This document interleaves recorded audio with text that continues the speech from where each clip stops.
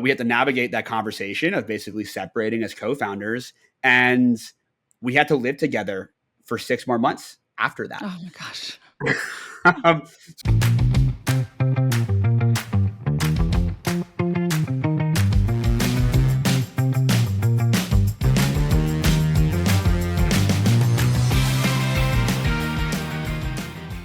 Hi, everyone. Welcome to Workplace Weirdness, the non-HR HR podcast where we dive into the strangest office situations and most awkward workplace dramas.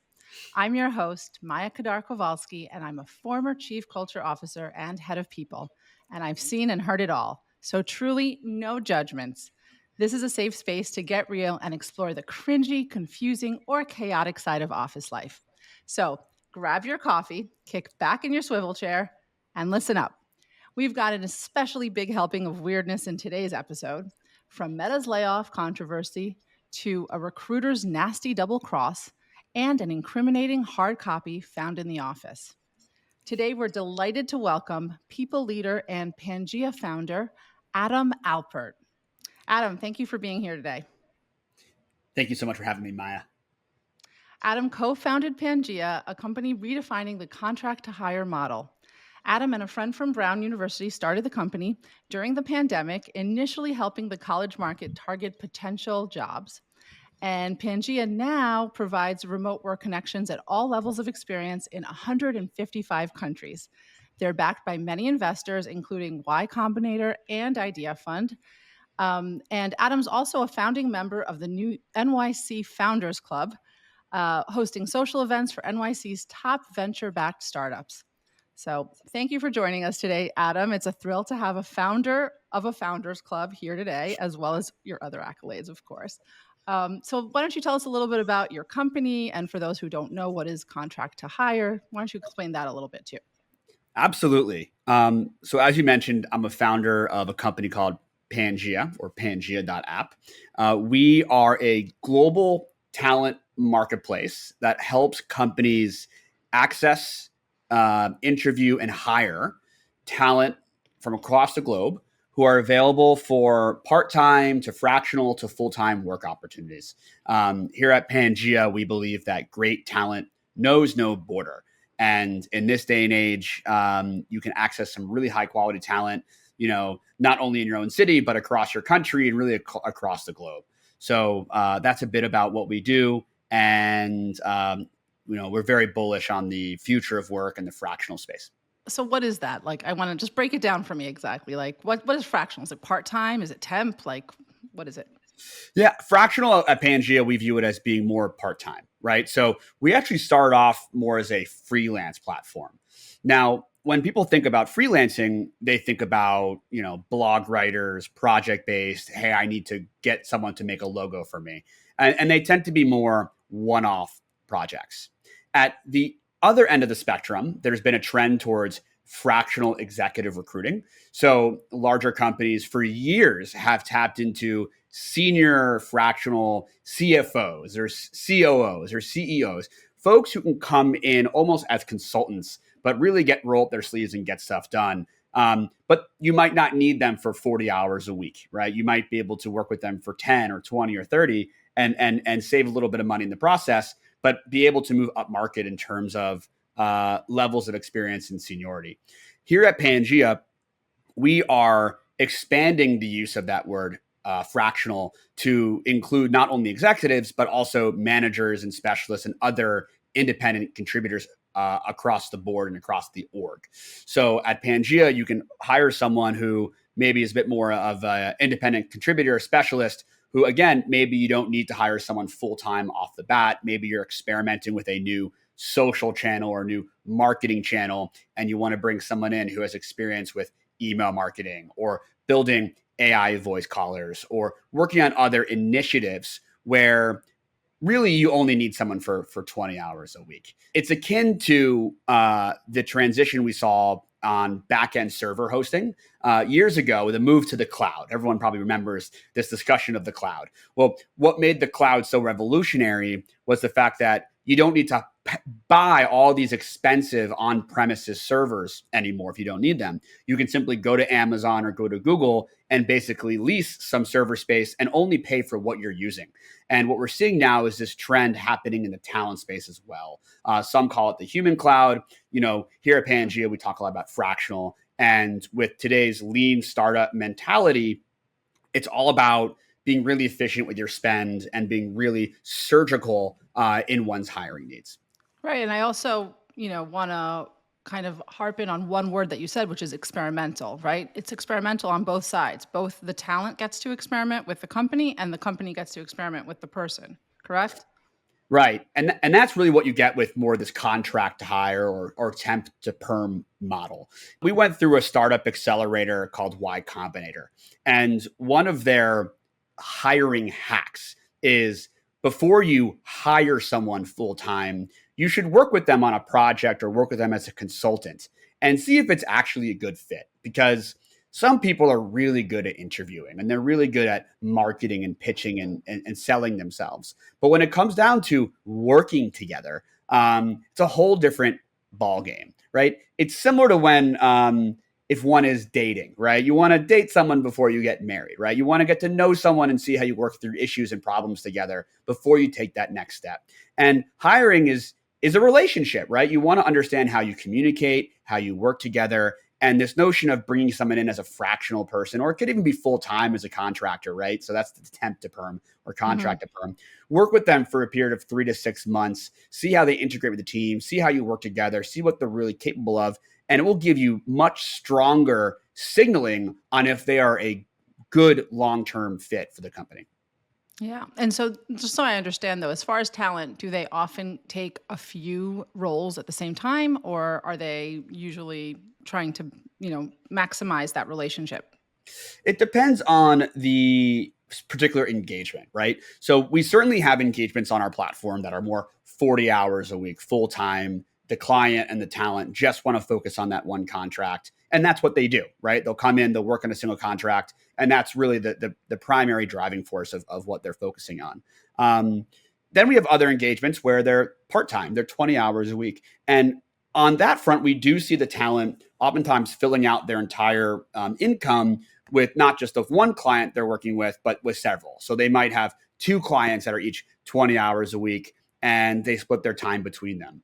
Now, this might be a little scary or jarring from folks who come from more traditional background, but we see a lot of positive dynamics actually when talent are working with multiple companies at the same time, non-competitive.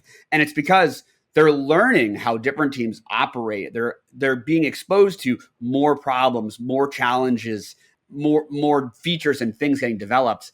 And they're able to take some of those lessons and cross-pollinate across their roles. Again, non-competitive companies, these aren't trade secrets, but the talent is actually developing more quickly and are able to have a larger impact with the company. So we're actually very excited by this, multi-dimensional approach to our work lives, where folks are no longer just always centered on a single job, but they might have multiple things they're involved with. It's what I've been experiencing in my own career as I've been working not only on Pangea, which is my main company that pays my salary and health insurance, but also with the Founders Club that I've started. I love it. And, for what it's worth, me too. I also have, for instance, I serve on a number of boards. And when you are participating in one similar but not competitive organization, you do learn a lot. And I think it's part of the journey, and you can really bring a lot and cross-pollinate between those two things. And I think it's wonderful. I happen to know that you were building this company essentially during the pandemic with your friends. I kind of can't help but think of that sort of classic tech scenario. So tell me a little bit about that experience. Yeah, well, we started Pangea. It was just kind of a fun thing to do. The initial inception of the company occurred when I was a freelance videographer in college, and I was looking for more projects. And I got together with a classmate of mine. His name is John, who I still work with to this day. And John was an applied math major. We both were at Brown at the time. I was a history major, and we both came together. There were some other folks involved at the inception as well, but we decided we wanted to build something to try to help college students find freelance work opportunities. And that's exactly what we ended up doing. Post graduation, a number of our friends, moved to New York, moved to San Francisco, took real jobs. We decided to stay back in Rhode Island, and we moved into a house together that was, a couple miles off campus, but it was still in Providence. And we decided to build and launch this thing. And we ended up staying in Providence for almost 6 years post-grad. Building this, we ended up raising over $3 million of venture funding. We expanded when we were college focused. We expanded to over 1,800 colleges across the country during the pandemic. And we've since evolved beyond the college market to the more professional market. People who have, 5 to 15 plus years of experience, and not just, in the US, but around the world. But yeah, the long story short is we basically made what's called a hacker house. So we moved into a house together. We turned the dining room into our office, and, that's where we worked. And, all during the pandemic, we were basically locked in this house together, building this company. And it was really a special, although probably pretty weird setup for most people. But it was really a lot of fun and really a special phase of our lives. Yeah, it's exactly the opposite of fractional, if you think of it, actually, right? It's like all in, all the way. All in. Yeah. But as far as like boundary setting, this is what's interesting to me, though. Like, what's like the boundary setting that you have to do when you're sort of working with your friends in a kind of hacker house? Like, what does that look like? Yeah, well, the boundaries certainly get blurred, but you have to start to wear different caps and basically name the cap that you're wearing. So when I say a cap, you have your maybe it's your co-founder hat or your boss hat, your professional hat. Then you have your friend. I'm your friend hat because my co-founder, we were friends before we were working together. And then you have your housemate, right? Hat. And for folks that have, lived with their friends, you sometimes realize that maybe the people that you're friends with don't make the best housemates, or sometimes the people that you're the best housemates with, you're not the best friends with. But, then you throw in this other hat, which is we're working together and our like futures are intertwined. And it becomes a very unique dynamic. So, you have to pick and choose your battles, right, across each of those criteria, right? Maybe someone didn't take out the trash or someone left some dirty dishes in the sink. And you have to not let that become part of the professional dynamic and professional relationship.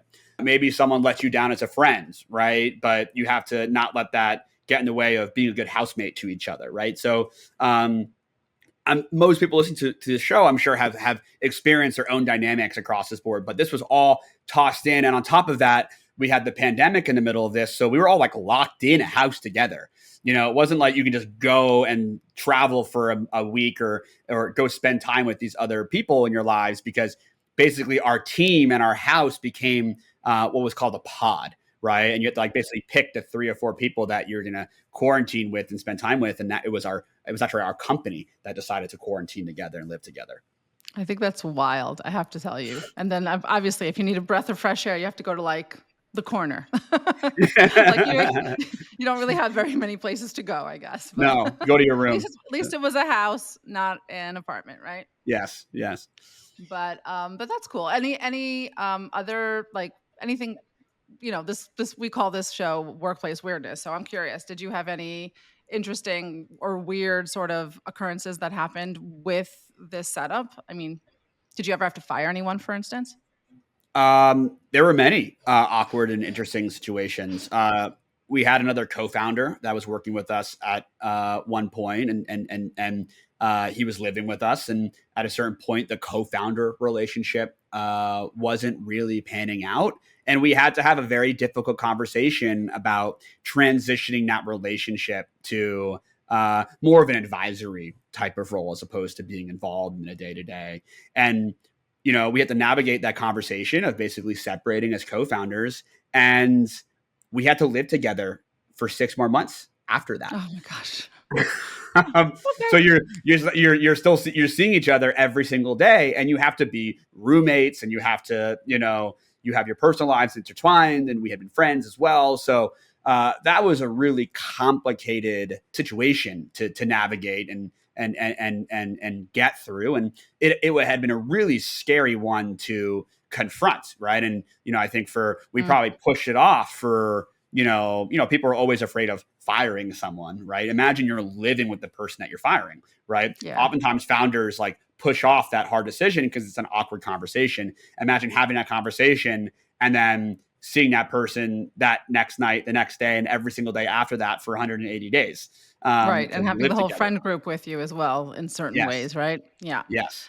That's got to be tough. But okay, did you make it out the other end? Like, in other words, you still talk to each other every once in a while? We made it out the other end. I wouldn't say we're particularly close anymore. We did navigate that situation, I think, rather in a rather mature manner in the long run. Yeah. Yeah. You are bringing me flashbacks because I once had to do this. Also, I had to let go of somebody who I felt very close to, and I was almost, crying while Yeah. doing it. But I also think that it was for the best. And sometimes you have to think of the organization and the thing that you're working towards in some ways needs to benefit, and if it's not, and if the role is not correct for them, then it's just unfortunate. But we have to make these tough decisions as leaders and as people who want to shepherd a product forward. With that, what is your weirdest workplace moment, or was that it? Well, I'd say that was a pretty weird moment. I think the other moment that I just had in my mind, and it didn't feel weird to me at the time, and I do have a positive reflection on it, was it did come during that pandemic time. And it came over like the holidays. And it was just like, usually for the holidays, I would go away with my family and things like that. This was like before the vaccine. This was like the December of 2020 into the New Year. It was New Year's Eve. And I remember just being in our office on New Year's Eve, and it was just me and my co-founder, and we didn't have any plans. And my family tradition was we always do fondue. My father and my grandparents they spent some time in when my grandfather was in sabbatical in Europe, and they got really into like skiing in the Alps, and ever since then we do fondue every single year for New Year's. And obviously this was a year that I wasn't with my family. I was just like in our office with my co-founder. So I had a fondue pot, and we just decided to sit around that night. We got a fire going, and we made some fondue, and it was like New Year's Eve, and we were like just like in the office.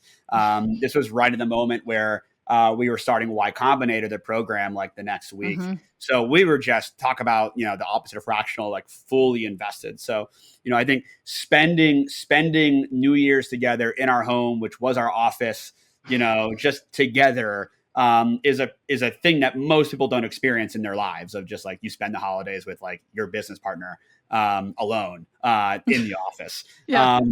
So I think that was a pretty unique moment, but it was one of the happiest moments too of navigating that experience together. And I think it was a symbolic moment where it felt like we had figured out how to live together, how to work together, and how to also just be friends together. And that was a moment where we were just together as friends. And I think that's really important to not lose that when you're working together. Things get really intense and really hard. Life is hard, but building a company is especially hard. And it's important to recognize the humanity in each other and see each other as people, and to not lose the thing that makes us us. Thank you for, of course, sharing and being vulnerable and just sharing your journey, because I think that it's all part of that. Work and life, there isn't really that much of a, when we talk about work-life balance, it's not like you shut off one side of you and you turn on the other side, right? You don't turn on the life side and turn off the work side. It's all part of it. It's all part of actually trying to have a meaningful, purposeful life in general. So I think it's great. I think it's wonderful that you had that experience, and I'm sure you'll look back on it for many years. It's the opposite of like a more traditional role where you go to the office and then you leave, or like you log in, you log out. And even like with the move towards remote, right? The separation between like work and life. I'm in my office, which is my apartment in New York City. Right. I don't know if you've watched Severance at all. I haven't. I saw only the first episode, but it looks interesting. Yeah. Yeah, well, like the Tell me premise more of it about is like you basically have your work self and your home self, and the memories don't kind of carry over from one side to the other. Oh, interesting. Yeah, I mean, you can watch. That's not giving anything away. That's just the premise of the show. And when you're building a company, like it's like the opposite, right? So you have to basically everything is pushed together. And you have to figure out how to compartmentalize and separate things out. I worked at a family company, so there's a lot of things that you have to also do in order to make sure that, the business works well and none of the family stuff, sort of gets in the way. And that's its own challenge as well. But similar to you, I feel like looking back on it, I'm like, I couldn't have done it any other way. It was great for what it was, and it pushed me forward in its own special way. So before our listener questions, Adam, it's time to stay up to date with the week in work, which is our take on a recent news story that might affect how we work or how we think about work life. Business Insider published an article on the messaging around Meta's recent layoffs. So, as you may know, Meta recently cut 5% of its staff in a series of worldwide layoffs, saying they were letting go of low performers. Some laid off employees were concerned for their reputation, feeling that the public low performers label harmed their future job prospects. Many laid off employees felt blindsided since they'd been rated at or above expectations in recent performance reviews. And CEO Mark Zuckerberg is considering making such layoffs an annual occurrence. So, Adam, I guess it's getting tougher to be a high performer. What are your thoughts on this whole thing, especially the part about the fact that people feel like they've been publicly branded low performers? Yeah, I'd say for those that maybe fit that bucket or identify as that bucket, I think these experiences in our own lives, like we think more about it than other people do, right? So we might be hypersensitive to what the Business Insider article says or what Meta says about us. But the reality is, if you are talented enough to have gotten a job at Meta in the first place, right, you're already going to be in a tier. And the fact that you work there, like most employers and are going to not go, and they won't have read the Business Insider article. They're not going to look at necessarily the timing of the layoff and be like, oh, this is like a low performer necessarily. I would say you're still likely to get an interview, and you're going to be judged on your own merits. And just because, maybe it wasn't a fit at Meta, and maybe it was a fit, but they're just trying to, there's a shifting in organizational, priorities. It doesn't mean that you won't be a great fit for another organization.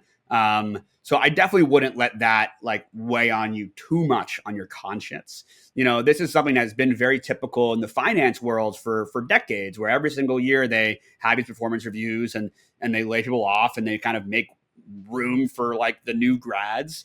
And those folks, I haven't been hearing them complain, right? They end up having very successful careers and end up finding the right fit. And they end up finding the right company in the right place. And oftentimes it's the departure from that first company or that second company that opens us up to a new opportunity that's really going to help us make it to the next stage. So, I'm a bit of an optimist, but it's definitely hard losing your job when you don't have that power and agency. So I definitely feel for you. It's really hard. The job market's challenging.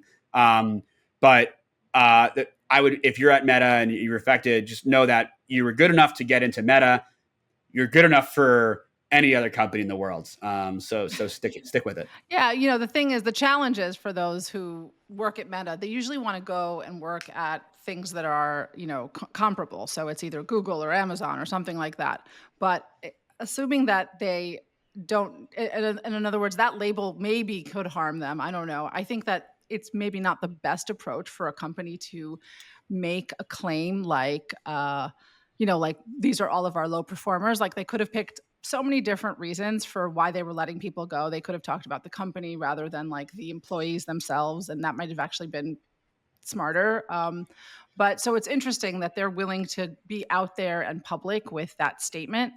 But getting back to it, you're absolutely right. When I was in charge of hiring at my old company, if Google let go of people, if Amazon let go of people, I was like searching online. I'm like, great, because we need a data scientist. Let's see if anybody is around. Like that's the kind of thing where the small and medium-sized businesses are like excited to have anybody who used to work, even a low performer probably, with that label. Although I don't believe that everybody really was a low performer in this instance. Is excited to have that experience and the know-how that they learned from being in a big corporation, and all of that just lends more, gravitas to these to that talent.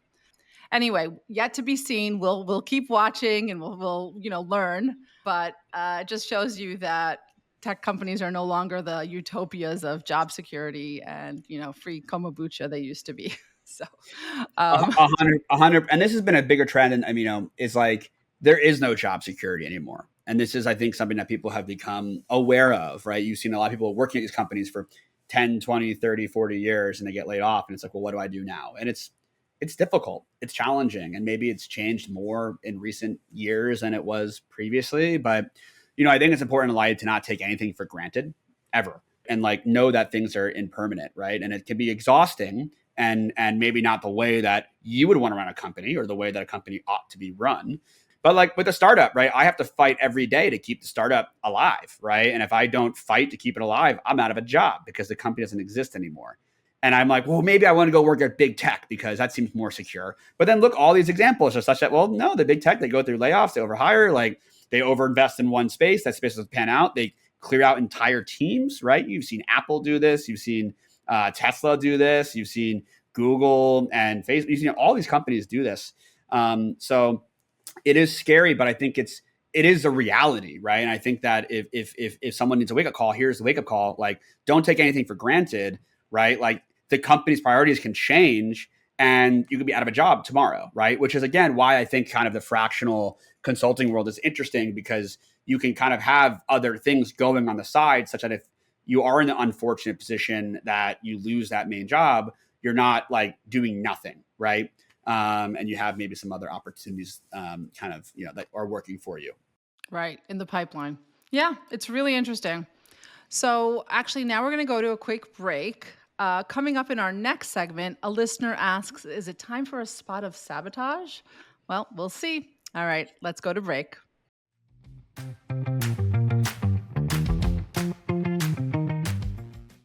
Welcome back to Workplace Weirdness. I'm here with Adam Alpert, the co-founder of Pangea, and our first letter comes from someone who is wary of their boss's recent request. Let's dive in and see why. Are you ready, Adam? Oh, yeah. Okay. Hello, Maya. I'm working for a startup company as the head of marketing, and after some recent disagreements on marketing strategy with my boss, who is also the CEO, I was told that they are hiring a new VP of marketing who will be my boss. This new VP's role will be exactly the same as my current role, and I will report to this person once they are hired. The CEO was very reassuring and told me that it is only because the company is growing and that they have no intention of letting me go. In fact, they want me to help the new VP get comfortable with the company and responsibilities. Halfway through the conversation, my bullshit radar began ringing. It sounds very much like a handoff. Are they trying to find my replacement? There is no reason to hire a person to do exactly what I am doing and then having me report to them. For contractual reasons related to the equity I was promised, I would be at a disadvantage if I had to leave. What should I do? Should I try to sabotage the hire? So that's quite a weighty kind of question. So Adam, what do you think, and what are your thoughts on how to help this person?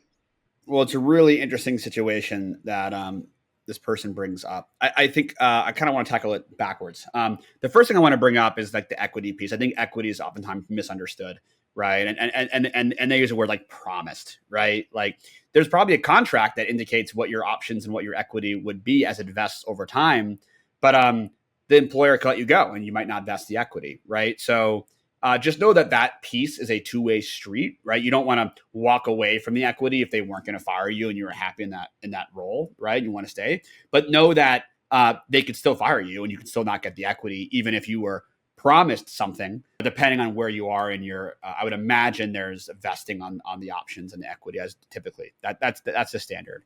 I would be careful around sabotaging necessarily. I definitely don't want to advise that. I mean, it does sound to me, and I would trust your gut, that it does sound that if they're trying to bring someone in with exactly the same responsibilities, they could very well be trying to replace you. I mean, I don't know why they'd be trying to hire a VP of marketing that you report to that does all the same things that you're doing. Perhaps there's a way that you really do work with this person in the future, and I might try to suss that out. But if I were you, I would be looking for a job as a backup, right? Because the best time to get hired and get a job is when you don't need one. So you can get a month ahead of that and have another option kind of in your pipeline.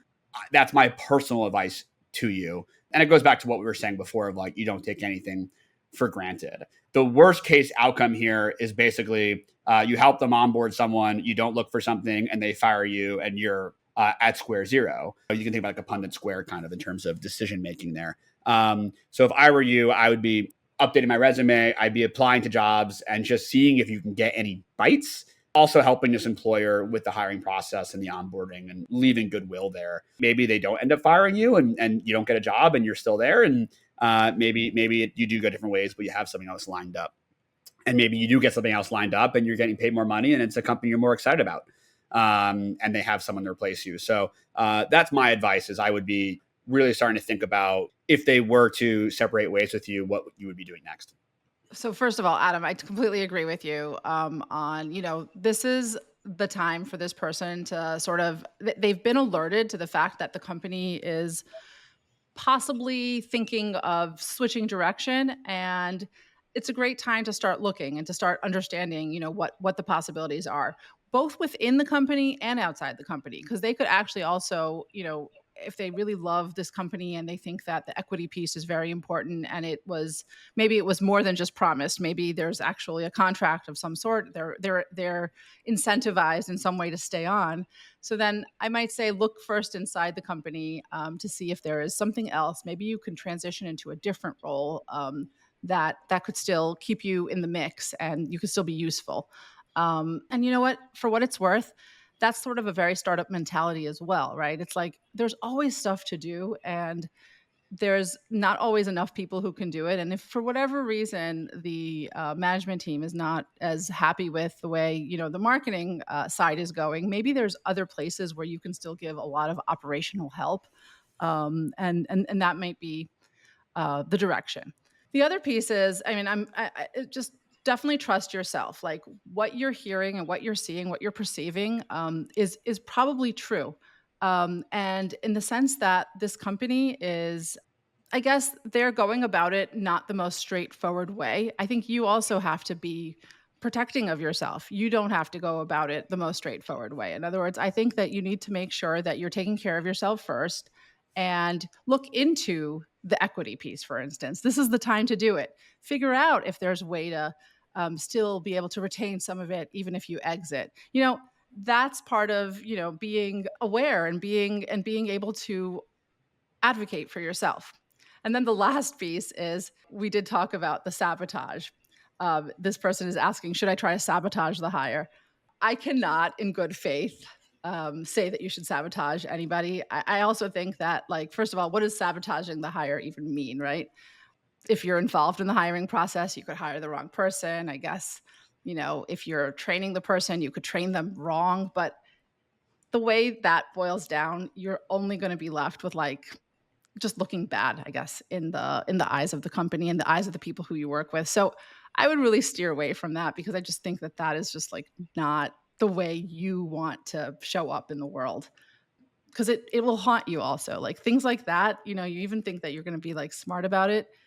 You never really get away from that if that's the way you operate, I think. So I don't know if you agree with that last piece, Adam, but tell me your thoughts. Am I right about the whole, when you show up badly, Yes. It kind of follows you? You should always protect your reputation to the best of your ability. I mean, at a certain point, reputation's out of our own controls, but you always want to leave goodwill on the table. Yeah, absolutely. So thanks, Adam. I'm sure that this listener can dish out a little of what they've been served. And I hope that, they succeed. And let's move on to our next listener question. So the next listener question deals with an employee on the job taking a call from a recruiter. Well, sort of. Let's take a look.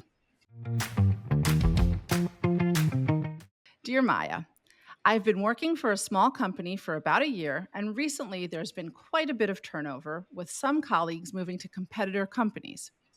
Recently, I got a call from a recruiter asking if I would like to interview for a competitor. I agreed and arranged a time for the interview. Immediately after the call, I got called into my boss's office. Apparently, the call from the recruiter was a setup by my boss. I was so shocked, I didn't know how to handle the situation. I told them I didn't want to leave the job. I just wanted to get some more information from the other company. Am I going to get fired? So, well, that boss certainly couldn't handle a little competition, but what's your take, Adam? I think it would be absurd for someone to fire you because you took a call with an external recruiter. I expect and I know that people who've worked for me have taken calls with external recruiters, even if they don't end up taking the job.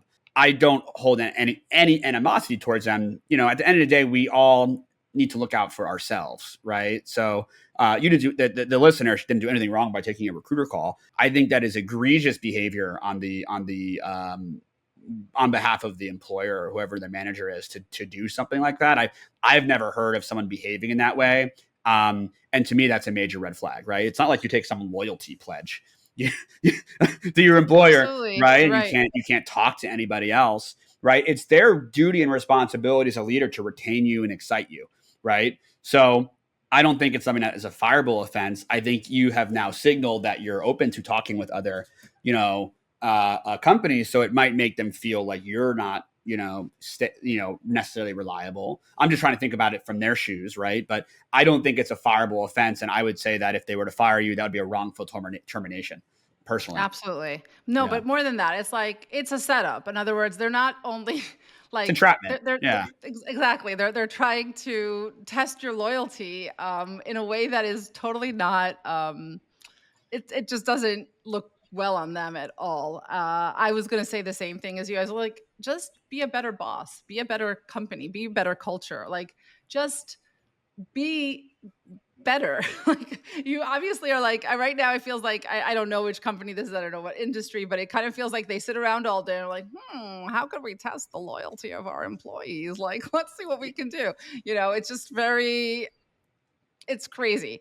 if the So if the manager or the boss's response to that isn't, how do I ensure that you're happy here, and what can I do and what can be changed to make sure that you're happy here and want to stay? If their response isn't that, then that wouldn't be the kind of person I want to work for or work with.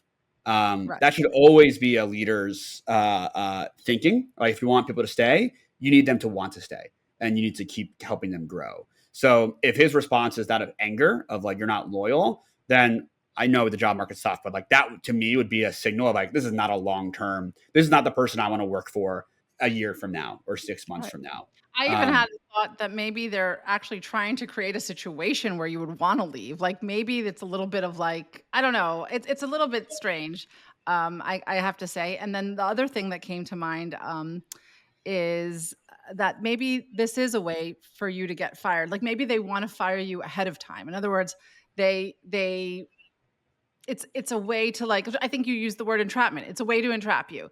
And I mean, I'm not positive what the motivation is, but it almost feels like that. It feels a little bit like, yucky the way they did it. I want to say that on the other hand, by the way, if you do have a good relationship with your boss, I have known that, like, I've had boss relationships where I'd be like, let's say Amazon, called me, a recruiter called me and told me that they want to recruit me for Amazon. So I'm going to take the call. Like, I'll tell the boss that even ahead of time. Like, when the relationship is healthy, I think most bosses would be okay with hearing it, not because you actually want to go to the other job, but because they understand that you want to understand what the job market is like. And also, sometimes you can get very interesting information just from hearing about what's out there. And again, if you have a good relationship with your boss, you'll bring that back to them. So that's what this CEO or this boss is missing out on, is the insight that could happen, from understanding that they are in competition with other employers. And part of being attractive to people is to just do everything that you said before, Adam, is like to just be engaging and make the job more interesting, have challenges, and have be clear about your mission and your vision and the purpose of what you're doing. So that's my take. I'm going to wish the best of luck to that listener. It might be time to have a real conversation with a real competitor's recruiter, but I hope that they figure it out. We'll move on now from bosses who manipulate to an unfortunate printer mistake. This week's cringeworthy question reveals how a usually discreet employee may have accidentally overshared the budget. Hi, Workplace Weirdness. I am in big trouble. I'm responsible for managing internal and external events, including offsites. Yesterday, our CFO came to me and told me that someone had printed a copy of the budget for the offsite and someone else from the company found it and brought it to her. Offsite budgets are usually confidential, so the fact that someone else from the company saw it and might have passed it around is a big no no. She asked me if I was the one who printed it. I told her it wasn't me. However, I later realized that I might have actually printed two copies and left one there. Could she trace it by printer back to me? Should I go and talk to her about it or let it slide? I think that if there's a real possibility that this individual printed it out and printed out two copies and forgot one and it got leaked, it's better to be transparent about that, right? And go share. Hey, I do realize I did print out. I think I printed out two copies. I only grabbed one, and own it, right? I mean, in the context of mistakes that one can make, people make mistakes, right? Like the workplace is not an errorless environment, right? And yeah, I understand that the budget for the offsite generally should not be shared, but it to me, it's not that egregious of an offense. It was a mistake, perhaps a careless mistake. But if one did do that, I'd rather own the careless mistake than like be found out and thought to have like lied about it, right? That's like, I don't want to be untrustworthy. Get accidentally printing out two copies and forgetting one in the printer seems like a pretty minor thing, right? And share that. Obviously, you understand it's not meant to be shared, and you didn't go out there to share it. So my advice would be go mention it, own it, say, hey, I do remember I did print out a copy. It's possible I printed out two. You're so good. You're such a good guy. And I have to say, it's kind of funny because my advice this time around, and usually I do the right thing too, but I have to say, I was like, well, the CFO already like cornered you, right? And you already responded. So I don't know if you really want to like make a big deal of it. I feel like maybe it'll just pass. I honestly was more to the side of like sliding. So I maybe need to check myself, but No, I I mean just that felt that like that could be the reality too, right? You did already respond to it, So I mean, I'll leave it today. Though you have arguments now for both sides, right? right, Um, exactly, so exactly. my personal opinion is like I don't think like the leaking of an internal event one time, the budget of it doesn't. It's not like you leaked someone's salary. It's not like you leaked, the quarterly loss statements or something across the Right. board. So it might very well be something that the CFO just like moves on from. But if you know the CFO is going to be like investigating this to the bottom and to the end, then you might just save them some. You might get ahead of it. Now, if you think that it'll just pass, which like I would think in my world that thing would pass, right? It'd be like, I don't know how it got leaked. Someone found it. We don't know how it happened, but they found out. Like now people know. Like let's move on. I think it's more of exactly that. Like, okay, it was an awkward moment. It could have been more awkward if you had sort of like confessed or something and then you're like, oh wow, yeah, I guess it must be me, which by the way would have been completely fine, and I'm sure the CFO would have been like, okay, don't do it next time. It's a little misdemeanor. It's not a crime, so but you're absolutely right. Maybe it also depends on the level of what the document is, and maybe that's why I'm being a little bit more generous. And I also really don't think that they're going to like make this into an investigation and trace it back to the printer and all that stuff. So that's probably part of why I feel like just let it slide, listener. This time, obviously, don't do it again. um, well, that's our show, from sabotaging handovers to printing hard copy. That's our show today. And remember, next time a recruiter calls you, check their caller ID. I want to thank you, Adam Alpert, for sharing your extensive entrepreneurial and startup proficiency with us today. Any last words before we go? Try to respond to life in a way that someone you respect and look up to would, right? So when you find yourself in situations when you're not quite sure what the answer is and you don't have enough time to send a letter to Maya and get a cogent, amazing response, think about maybe how someone you respect and look up to, what they might do, and kind of have a conversation with them in your own head. And oftentimes that'll lead you to the right answer. I love it. Thanks again, Adam, for your input and your really great advice. And we will be back soon with more workplace weirdness. If you've enjoyed our deep dive into the strange and funny side of office life, don't forget to subscribe. And if you've got some weirdness in the workplace, drop us an email at info@workplace-weirdness.com or leave us a voice message at speakpipe.com/workplace weirdness. We might feature your question in an upcoming episode. Until next time, this is Maya Kadar Kovalsky reminding you to embrace the quirks and make the most out of the office chaos. In the meantime, keep working and whenever possible, stay weird. Today's show was produced by me, Maya Kowalski, and Felicia Wang, and written by Dana Burnell. Thanks to Billy Salibi and the rest of the team at Podify who helped engineer this episode. Thanks also to Adam Alpert for joining us on today's episode. And thanks to you for listening to Workplace Weirdness. Make sure you're subscribed to the show on Apple Podcasts, Spotify, or wherever you listen to podcasts. We'll be back next week for another breakdown of all things weird from a workplace near you.